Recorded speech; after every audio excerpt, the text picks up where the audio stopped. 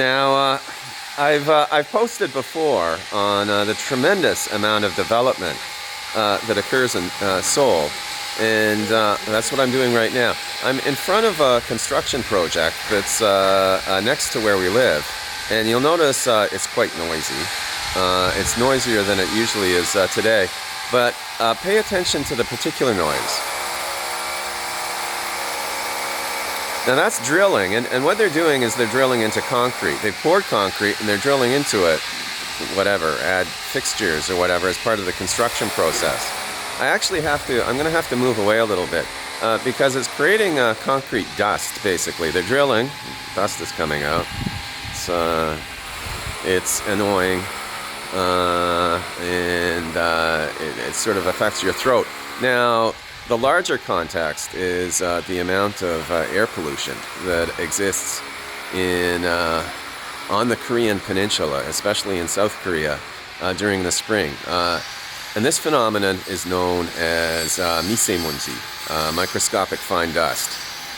It blows in mainly from factories in China. We can say that now definitively because that was proven last year when the airs just cleared up tremendously after the huge industrial base in China shut down for a few weeks as a result of coronavirus restrictions. One found the same phenomenon in parts of India and parts of Italy and elsewhere around the planet. Human activity does cause a tremendous amount of pollution, particularly fine dust pollution.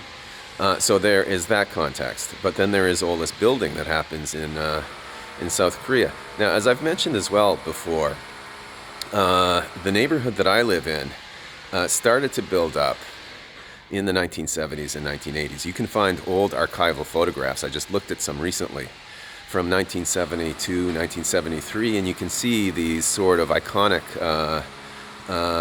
structures in the borough. For example, the Gosok terminal, the original one, getting constructed, just surrounded by empty fields. All those fields are filled with apartment buildings. The Gosok terminal has been adjoined by a newer Gosok terminal, and the building boom just sort of continues apace. But what's remarkable is that not only was there a lot of building, but it is now in its second or even third generation. And what that means is that buildings that are, for example, 45, 35 years old get torn down. I'm not just talking about a few of them getting torn down, but the entirety of them getting torn down. All these old apartment buildings that were originally built in Seoul, this particular borough, are pretty much on their last legs. They're all getting replaced, all of them. And some of those newer buildings, which are only 10 or 15 years old, are getting torn down and replaced as well. That creates a lot of dust, it creates a lot of pollution, and one has to ask whether there are not better ways, sort of greener ways, of just building up the housing and the office space in a neighborhood like this one.